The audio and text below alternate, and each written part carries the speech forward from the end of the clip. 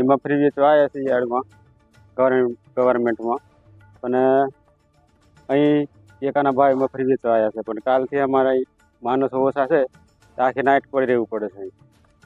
એટલા માટે અહીં રોકાવું પડે એમ છે. કાલના એક નાઇટ આખી રોકાય છે, 2 દિવસથી. અહીં મજૂરના કારણે મજૂર ઉતાવળથી કામ નથી કરતા, એ કારણે અમારે અહીં રોકાવું પડે.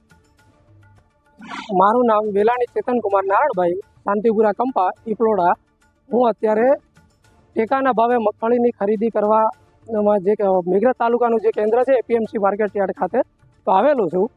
અહીંયા જે અધિકારીઓ છે એના તરફથી સંપૂર્ણ સહકાર અને બધું જ મળી રહે છે, અને કોઈ પણ જાતનો અધિકારીઓ તરફથી કોઈ પણ ઇસ્યુ રહેતો નથી. પરંતુ જે મજૂરની અછત હોવાને કારણે અમે ગઈકાલે અહીંયા આવેલા હતા. જે રાત્રિ રોકાણ, આજની હાડ થીજવતી ઠંડીમાં પણ રાત્રિ રોકાણ કરવું પડે છે અમને.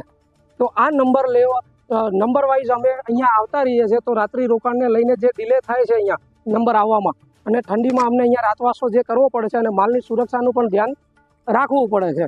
તો વિનંતી એ જ છે ઉપરોક્ત વ્યક્તિઓને કે ગમે તેમ કરીને લેબર વધારો યા તો મજૂરની સંખ્યા વધારો, તો આ રાત્રિ રોકાણ પણ ન કરવું પડે અને શાંતિથી દિવસ દરમિયાનના કામમાં બધું સંપૂર્ણ રીતે પૂરું થઈ શકે.